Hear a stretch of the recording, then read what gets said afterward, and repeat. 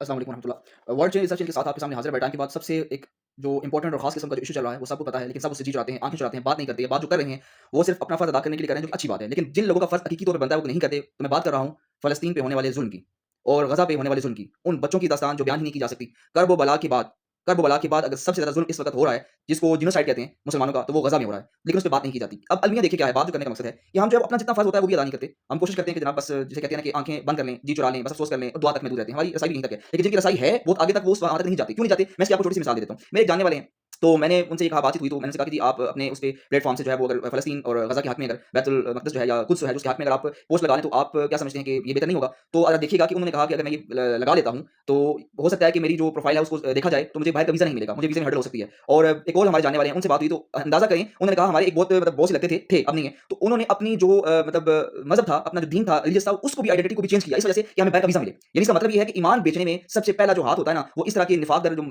साहिब निफ़ाक़ मुसलमान होते हैं ना, उनका होता है। यानी हम लोग इतने गिरे हुए हैं और इतने गिर चुके हैं और इतने जनाब हम मतलब जिसे कहते हैं थर्ड क्लास, तो मैं कहता हूँ फिफ्थ क्लास होती है ना, उससे भी नीचे की क्लास में जा चुके हैं कि हम एक वीज़ा लेने के लिए, बाहर का टूर करने के लिए या हम जो है वो अपनी identity Islamic point of view से बदला देते हैं और इसलिए कि जनाब हमें वहाँ की नेशनैलिटी मिल जाएगी। तो ये मैं समझता हूँ कि ये बहुत बड़ा निफ़ाक़ है। आप सही गैरत का मुज़ाहिरा करें, कौन-सी गैरत का? गैरत बेईमानी का मुज़ाहिरा। जो लोग करना चाहते हैं वो ज़रूर करें। गैरत बेईमानी ये होती है कि आप खुल के बेईमान हो। यानी आप एक तरफ मुसलमानों को मुसलमान अपने आप को मुसलमान भी ना कहें और वहाँ पर जाकर ये भी ना कहें कि हमने आइडेंटिटी चेंज कर दी है। तो ये वही मुनाफ़िकीन थे जिन्होंने जो है मुसलमानों के पास आकर कहते हैं मुसलमान है, वहाँ जाकर कहते हैं हम तो ठट्टा कर रहे हैं, हम तो इस्तेहज़ा कर रहे हैं, हम आपके साथ हैं। तो ये इस तरह के आपको हर लेवल पे नीचे से निचले लेवल से लेकर के ऊपर से ऊपर लेवल तक के मिलेंगे, जिसकी वजह से ना तो फ़लस्तीन पे कोई बात होती है खुलकर, ना गज़ा पे खुल के बात होती है और अगर बात की भी जाए तो टेम्परेरी होती है, उसका सॉल्यूशन नहीं निकाला जाता। बॉयकॉट करना, उनके खिलाफ जो है वो रेजिस्टेंस शो करना, उनको हर मैदान में, हर फोरम पे इसराइलियों का जो है वो उनकी सरकूबी करना और उनको जो है वो हर तरह से हराने की कोशिश करना, ये तमाम तरह हमारे फ़राइज़ में शामिल है। और इसमें जो है वो सिर्फ़ और सिर्फ़ दुनियादार नहीं होते, जो रिलीजियस पॉइंट ऑफ मज़्हब जो लोग हैं, उनका बेहतरीन किरदार इसमें हो सकता है। ठीक है ना? अगर आप माज़रत के साथ कुर्बानी खालों की तकरीर कर सकते हैं और चंदे की फ़ितरानी की तकरीर कर सकते हैं, तो आपको चाहिए कि इस पे आप जो है ऑन बोर्ड लें, अपने तमाम जितने भी सुनने वाले हैं उनको कि फ़लस्तीन और गज़ा के लिए यकज़ुबान होकर के तमाम चीज़ों को ऊपर से कुछ डाल करके कि पाकिस्तान के अंदर क्या इश्यूज़ हैं, पाकिस्तान के बाहर के इश्यूज़ हैं, इनको छोड़ के आप जो है वो क्या पॉलिटिक्स में हैं, क्या पॉलिटिशियन हैं, किस सियासी जमात से हैं, किस मज़हबी जमात से हैं, इन चीज़ों को बालाए ताक रखते हुए सिर्फ़ वन पॉइंट एजेंडा फ़लस्तीन और गज़ा के मुसलमानों के लिए आवाज़ उठाएँ और उनके हक़ में आप जो है अपना किरदार अदा करें। चाहे वो आप जानी कर सकते हैं, माली कर सकते हैं, ज़ुबानी कर सकते हैं, सोशली कर सकते हैं, मॉरली कर सकते हैं। ये हम सबका फ़र्ज़ है। ये फ़र्ज़ हमसे इसके बारे में पूछा जाएगा। ये बात नशीन करें, हम आँखें नहीं चुरा सकते, जी नहीं चुरा सकते। हम जो है वो अपने आप को धोखा दे सकते हैं, लेकिन हम रब को धोखा नहीं दे सकते और इसमें तमाम तर तबकात शामिल हैं। इसमें कोई भी नहीं बचता, किसी को कोई जो है इस्तिस्ना हासिल नहीं है। तो लिहाज़ा